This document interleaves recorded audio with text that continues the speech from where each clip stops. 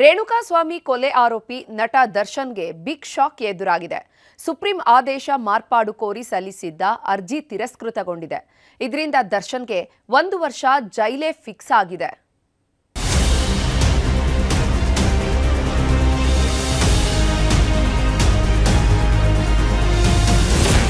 ದರ್ಶನ್ಗೆ big shock, 1 ವರ್ಷ ಜೈಲೇ fix. Supreme ಪೀಠಕ್ಕೆ ಹೋಗುವ ಮೊದಲೇ ಅರ್ಜಿ ವಜಾ. ಪಟ್ಟಣಗೆರೆ ಶೆಡ್ಗೆ ಕಾಲಿಟ್ಟಿದ್ದೇ ಗಿಟ್ಟಿದ್ದು ನಟ ದರ್ಶನ್ ಪರಿಸ್ಥಿತಿ ಹೇಳತೀರದಾಗಿದೆ. ಮುಟ್ಟಿದ್ದೆಲ್ಲ ಚಿನ್ನ ಆಗ್ತಿದ್ದ ದರ್ಶನ್ಗೆ ಹೆಜ್ಜೆ ಇಟ್ಟಲ್ಲೆಲ್ಲ ಹಿನ್ನಡೆಯಾಗ್ತಿದೆ. ಕತ್ತಲೆ ಕೋಣೆಯಿಂದ ಹೊರಬರಬೇಕು ಅನ್ನೋ ಕನಸು ಪದೇ ಪದೇ ನುಚ್ಚು ನೂರಾಗ್ತಿದೆ. ಕನಸು ಕನಸಾಗಿಯೇ ಉಳಿಯುತ್ತಿದೆ. ಈ ಮಧ್ಯೆ ಇದೀಗ ಮತ್ತೊಂದು ಶಾಕ್ ಎದುರಾಗಿದೆ. 1 ವರ್ಷ ಜೈಲು ಶಿಕ್ಷೆ ಆದೇಶ ಮರುಪರಿಶೀಲನೆಗೆ ಅರ್ಜಿ ಸಲ್ಲಿಸಿದ್ದ ದಾಸನಿಗೆ ಹಿನ್ನಡೆಯಾಗಿದೆ. ಕಂಬಿ ಹಿಂದೆ ಕೂತು ಕಾಟೇರ ಹೊರಬರುವುದಕ್ಕೆ ಪಡುತ್ತಿರೋ ಕಷ್ಟ ಅಷ್ಟಿಷ್ಟಲ್ಲ. ಆದ್ರೆ ದರ್ಶನ್ಗೆ 1 ವರ್ಷ ಜಾಮೀನು ಸಲ್ಲಿಸದಂತೆ ಸುಪ್ರೀಂ ನಿರ್ಬಂಧ ವಿಧಿಸಿತ್ತು. ಇದು ಸಾರಥಿಗೆ ಭಾರಿ ಆತಂಕ ಹುಟ್ಟಿಸಿತ್ತು. ಹೀಗಾಗಿ ಸುಪ್ರೀಂ ಕೋರ್ಟ್ ಆದೇಶ ಮಾರ್ಪಾಡು ಹಾಗೂ ಕೆಲವು ಸ್ಪಷ್ಟನೆ ಕೋರಿ ಅರ್ಜಿ ಸಲ್ಲಿಸಿದ್ರು. ಸುಪ್ರೀಂ ಕೋರ್ಟ್ ಆದೇಶದಿಂದ ಟ್ರಯಲ್ ಇನ್ನಷ್ಟು ವಿಳಂಬವಾಗಬಹುದು. ವೈದ್ಯಕೀಯ ತುರ್ತು ಪರಿಸ್ಥಿತಿ ಹಾಗೂ ಮಾನವೀಯ ನೆಲೆಗಳಲ್ಲಿ ಜಾಮೀನು ಪಡೆಯಲು ಸಾಧ್ಯವಾಗುವುದಿಲ್ಲ. ನನ್ನ ದೀರ್ಘಾವಧಿ ಬಂಧನವನ್ನ ಪರಿಗಣಿಸಬೇಕು. ದೀರ್ಘಾವಧಿ ಬಂಧನದಿಂದ ವೃತ್ತಿ ಜೀವನ, ಜೀವನೋಪಾಯ ಮತ್ತು ಕುಟುಂಬಕ್ಕೆ ಹಾನಿಯಾಗಿದೆ.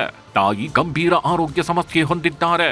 ಹೀಗಾಗಿ ಆದೇಶ ಮಾರ್ಪಾಡು ಮಾಡುವಂತೆ ಮನವಿ ಮಾಡಿದ್ರು. ಈ ಮೂಲಕ ಸುಪ್ರೀಂ ಕೋರ್ಟಿನಿಂದ ಬಿಗ್ ರಿಲೀಫ್ ಸಿಗುವ ನಿರೀಕ್ಷೆಯಲ್ಲಿ ಕಾದು ಕೂತಿದ್ರು. ಆದ್ರೀಗ ಸಾರಥಿ ಪಾಲಿಗೆ ಮತ್ತೆ ನಿರಾಸೆಯಾಗಿದೆ.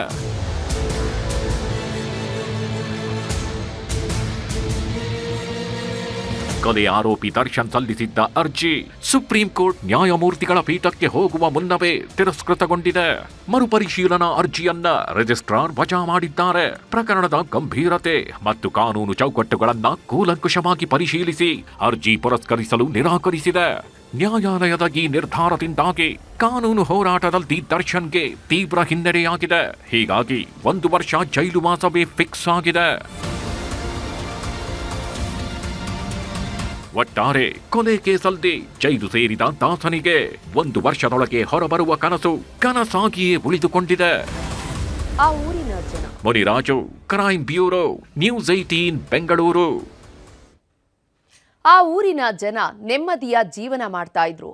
ಆದರೆ ಸುರಿದ ಜಡಿ ಮಳೆ ಇಡೀ ಗ್ರಾಮಕ್ಕೆ ಭಯ ಹುಟ್ಟಿಸಿದೆ. ಅವೈಜ್ಞಾನಿಕವಾಗಿ ಗುಡ್ಡದಿಂದ ಮಣ್ಣು ತೆಗೆದ ಪರಿಣಾಮ ಭಾರೀ ಭೀತಿ ಎದುರಾಗಿದೆ. ಈ ನಡುವೆ ಕಾಂಗ್ರೆಸ್ ಶಾಸಕನ ವಿರುದ್ಧ ಗಂಭೀರ ಆರೋಪವೊಂದು ಕೇಳಿ ಬಂದಿದೆ.